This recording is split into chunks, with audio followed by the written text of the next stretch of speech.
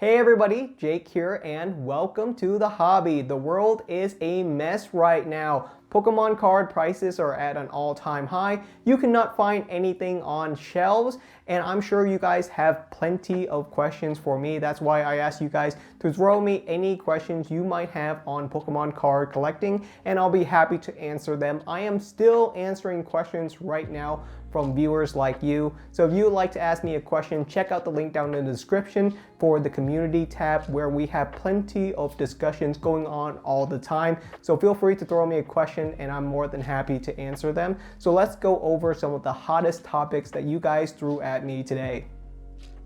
First up, we have Bowflex87 who asks, what's your thoughts on PSA increasing their grading service prices? Will you continue to send your cards to PSA, or do you recommend sending to other grading services? That is an excellent question. I think that was the most common question asked, was that PSA has recently doubled the price of their value service, their cheapest one, from $10 to $20 per card. That is the cheapest grading service for PSA right now, is $20 to grade one Pokemon card. And it's honestly because PSA is currently swamped with orders. They are still getting more and more orders. The number of orders that they're getting is well outweighing their capacity to grade cards in time. Their service continues to be slower rather than faster, even with their recent increase in grading capacity. So what does this mean? Outside of raising their service to $20, PSA has also raised the value ceiling for how much your card should be worth if you were to use the value grading service. It went from $250 to $500. And I think there's still opportunity to send cards to PSA, specifically cards that are worth within the $300 to $500 ranges. These were cards that you were not able to send to the value service before anyway, and now you are able to at a discount. So I think it's still prudent to grade with PSA in the right scenario. I also think that the other grading services, including CGC and BGS, have their place in the hobby. They do have their role to play, and I do think that there is value in sending cards to CGC and BGS as well. I think it's more prudent for me to expand on that in its own separate video, but all of the major grading services do offer different types of service, and depending on the context of what kind of cards you have, you might want to pick one over the other since they have their own pros and cons. So yeah, definitely worth expanding on, but overall, I do think that it's still valuable to send cards to PSA, but keep in mind, it's very slow right now. It's 8 to 10 months to get your cards back, so definitely keep that in mind if you are willing to send your cards away and if you have the patience and time to wait for them to come back, because it's going to be long. Next up, we have Alex who asks, what are my thoughts on Frosted Caribou's video about the current state of Pokemon? She low-key called out many Pokemon YouTubers for not defending the average Joes. So yeah, I actually watched the premiere of Boo's video live. I thought it was really interesting, and I think she brought up a lot of good points. I will have a link to it down in the description if you'd like to check it out and if you don't know anything about Boo's video. In general, it is kind of a long video, it's like 50 minutes long, but the gist of it is that Boo's stating that the main responsibility for the cause of the high demand in Pokemon cards and why you and I can't find any products on store shelves is ultimately because of Pokemon YouTubers and influencers driving up the demand that you can find inside of packs and driving up the value of Pokemon cards. And I do think that there is an impact there from Pokemon YouTubers and influencers. However, I think Boo's overstating how much of an impact that Pokemon YouTubers and influencers ultimately have. She's saying that it's the main factor, and I would say that's not even in my top 3 list of the factors why Pokemon card prices are high and why supplies are so low right now. So I do think that there is room to expand upon in this discussion and elaborate on what I think are some of the more important factors that we should be focusing on. At the beginning of 2020, we saw the start of the COVID pandemic. And to help quell the spread of the virus, all non-essential businesses were shut down. That included Pokemon card printing factories, because at the end of the day, Pokemon cards are non-essential. During the exact same time as all of these factories were shut down, Pokemon cards became an extremely hot collectible because a bunch of people were currently quarantined at home with nothing better to do, and trading card collecting became an extremely attractive and fun and safe hobby to do right from home with your family. That is why Pokemon card prices are at an all-time high and you cannot find supply anywhere right now. It is not just Pokemon cards. All trading cards are currently on short supply. This includes Magic the Gathering, sports cards, as well as baseball cards, basketball cards. You can't find most of these stuff on store shelves right now. The same thing that Pokemon card is currently experiencing with scalpers, you will also see happening right now with baseball cards and basketball cards and other TCG. What I'm trying to say is that Pokemon YouTubers and influencers do play a factor into all of this mess. However, we are just a small part of a massive wave of interest in trading card collecting right now. There is currently a short supply in all trading cards, not just Pokemon cards, and this is unlikely to be quelled at any time in the near future. There will be a period when you will be able to find trading card collectibles on store shelves again, and that will most likely happen in 10 to 15 months when the virus has quelled down, things go back to a more normal state, and printing factories catch up with the demand. But as of right now, it's really difficult to really quell any of this demand. Even if every single YouTubers who were promoting Pokemon cards stop uploading videos for like 2 months, I don't think things are really going to slow down that much. Here's the biggest thing. Right now, for every single Shining Fates Elite Trainer box, there are 5 people that want it. For you and I to be able to find Shining Fates Elite Trainer boxes on store shelves at retail price whenever we want, 4 out of 5 Pokemon card collectors have to immediately exit the hobby. That's the only way right now. And that's really challenging. I can't go out and tell 4 people, hey, stop collecting Pokemon cards so that I can find this product at retail price. That is why I'm putting up with the high prices right now. That's why I put up with the empty store shelves right now. It's because I want everyone to be able to collect Pokemon cards, and I'm not willing to tell people to stop collecting Pokemon cards just so that I can find products at reasonable prices.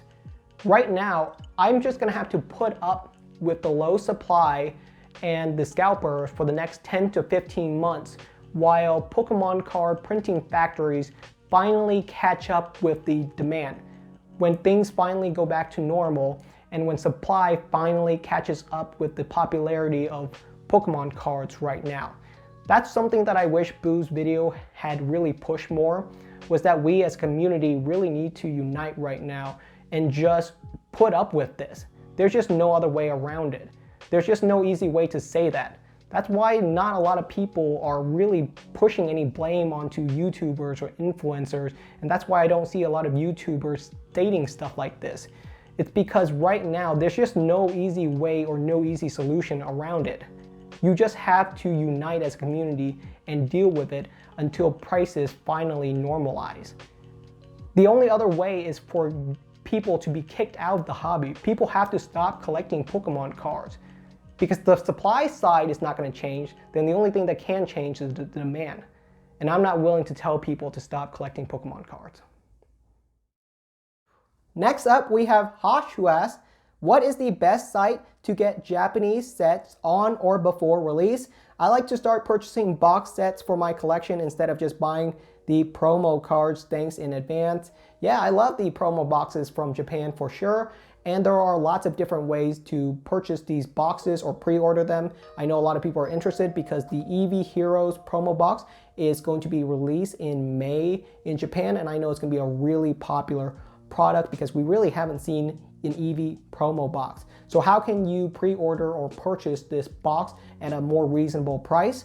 Well, there's a couple of different places. Plaza Japan is certainly very popular. You can also try Amazon Japan. You can also try the Pokemon Center from Japan directly. You might have to go through a separate service that will order and purchase and ship the Japanese products for you, like White Rabbit Express, I think, is a very popular one. I'm not affiliated with any of these places, by the way, but there's plenty of different ways to do it.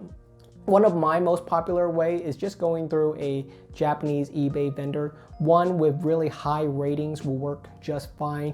It saves me a lot of hassle. I might have to pay a little bit of a premium, but I know for sure I'm gonna get the product. In most cases, the Japanese vendors do an amazing job. Even in eBay, they have excellent customer service, and they usually let me know if there's any issues right away. Next up, we have Man, who asks, would you recommend investing in modern loose packs? And if so, which one? So I actually do not recommend you purchase loose modern booster packs. And it might be a more affordable price point. So if you don't have the money, I totally understand why you would want loose packs, or if that's something you find desirable.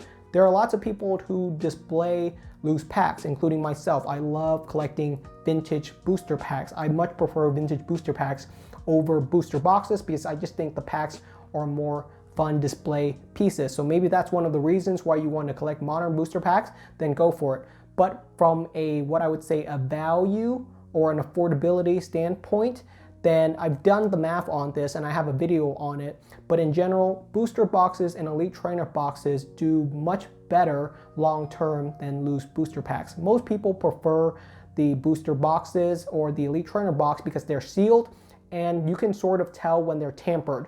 A booster pack, a lot of people think could be resealed, it could be damaged, it could be weighed. So a lot of people tend to avoid loose booster packs if they can. Next up, we have Midnight, who asks, do you have any tips on how we could be able to get any Pokemon card products at retail price?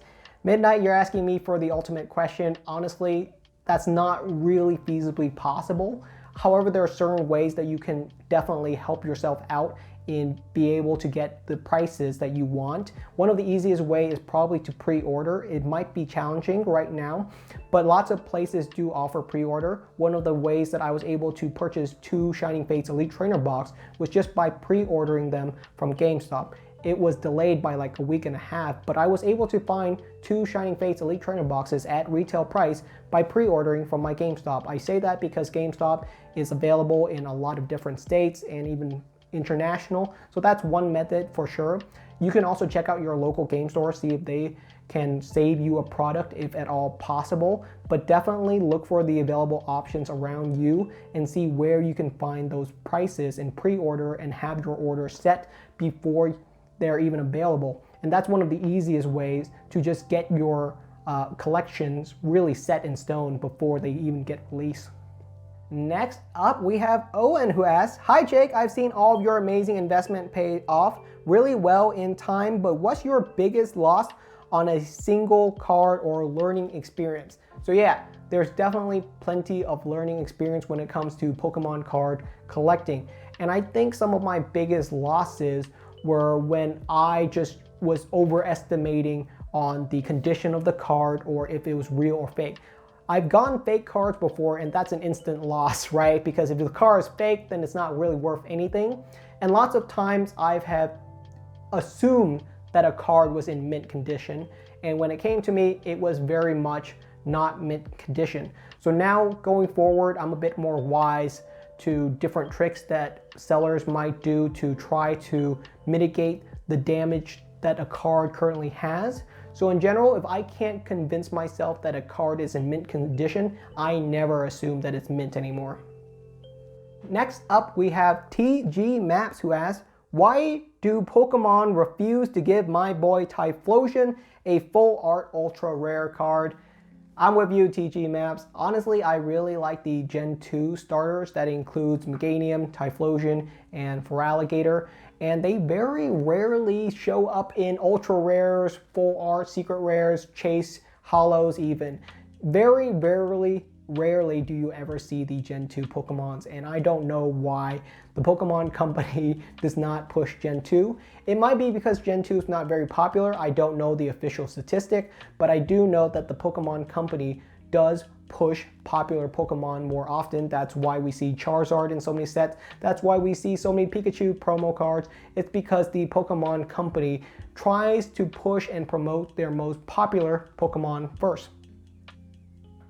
Next up, we have Andrew, who asks, since you've raised questions of morality/ethics regarding scalping and reselling, why have you denied feeling any responsibility towards enabling them to scalp by projecting inflated price points on products that have yet to be released? Additionally, you have more than once pumped up a product to the masses stating that it is hype on steroids or definitely investable, which caused the prices to spike. Do you honestly feel that this sort of conduct is moral or ethical?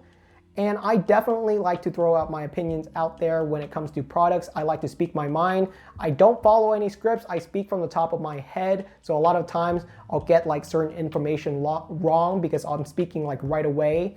And if I think a product is good, I will say it's good. If I think a product is bad, I will say it's bad. But honestly, here's the thing, Andrew. Every single Pokemon card product has gone up in price. That includes every Pokemon card product that I've said is good and every single Pokemon card product that I have said is bad. I told people to not buy XY evolutions because it's too risky, and I still get message every day about how wrong I was and how angry someone was when I told them not to buy XY evolutions because now XY evolutions is $1,000. At the start of this year, I said, don't buy Vivid Voltage because it'll probably be reprinted. It's a brand new set. You guys should collect other stuff. And I still get angry messages every day because Vivid Voltage has gone up in price and I told people not to buy it. So right now, it doesn't really matter what I say. Everything will go up in price because that's where we're currently at in the world of Pokemon cards. We don't have enough supply to meet the demand for all of the people collecting Pokemon cards. And I'm not going to tell anyone to stop collecting Pokemon cards so that I can find Pokemon cards at a cheaper price. Next up, we have Daniel, who asks, or Danielle. No, it's definitely Daniel. I'm so sorry. What are your thoughts on how long this hype train is going to last? I think this is a phenomenon of the pandemic.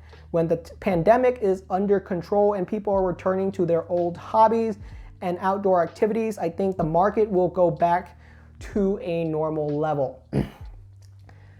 You're definitely on the right track, Daniel, and I do think we will get back to a normal level. What is a normal level? I don't think the hobby is going to go back to the same number of people collecting it as before. The hobby has grown, and I don't think it can go back to those original numbers. Too many people are collecting Pokemon cards for Pokemon cards to go back to the number of collectors as 2019. The number of collectors will stay up. I think that's important. There will be a drop in collectors as people start to realize that Pokemon cards is currently a very hot fad right now. And fads like to come and go. Pokemon cards popular right now, it might not be popular in 5 years, and might be extremely popular again in 15 years. We just don't know. But I think you are definitely on the right track. What is a normal level? I think we're gonna go back to sort of an in-between. Pokemon card prices, I do think, will eventually go back down and you will be able to find sealed products at MSRP again, but I don't think we're going to go back to the same number of people collecting Pokemon cards as 2019. The hobby's completely changed and evolved. So many things are different now. There are vibrant Discord communities, Reddit communities for every single niche in Pokemon card collecting that you can think about. There are so many different niches. There are whole entire communities built around collecting certain genres of Pokemon cards like Japanese promos or full art trainers. So yeah, the hobby has really changed, and I think that's definitely one of the positives things that is for the better. Next up, we have Dylan, who asks, watching WandaVision really reminded me of how aesthetics always change over time. Do you think that as people's aesthetics and styles change over the years, that unpopular sets like Crimson Invasion or Steam Siege can actually become more desired than some or even of the most other sets? Yeah, really good point, Dylan, and I think you bring up a really great point for sure. And this is definitely has been true in the past. Certain sets or certain groups of collectibles in Pokemon cards that were not really looked at for the longest time became popular way later on. One example is all of the E-series cards like Skyridge and Aquapolis. A lot of those cards were considered unattractive and unpopular when they were printed. People didn't like the E-series. They didn't like the redesign of Pokemon cards. We look back at them and we consider them classic and great artwork. So is it possible that certain unpopular sets can become popular in the future? Yes, I think it's very possible, but I think it's also much more challenging. If you really appreciate the card, then go for it. If you appreciate a certain group of cards that other people aren't really enjoying right now, then run with it. Preach it, tell people about how amazing these cards are, and maybe one day a bunch of other people will open their eyes and see the same thing in the cards that you currently do.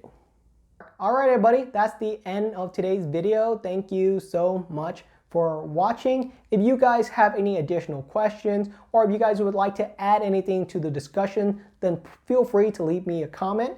I am currently answering more questions, so feel free to hit me up on the community tab and we can have a nice discussion. So thank you so much for watching, and I will see you guys next time.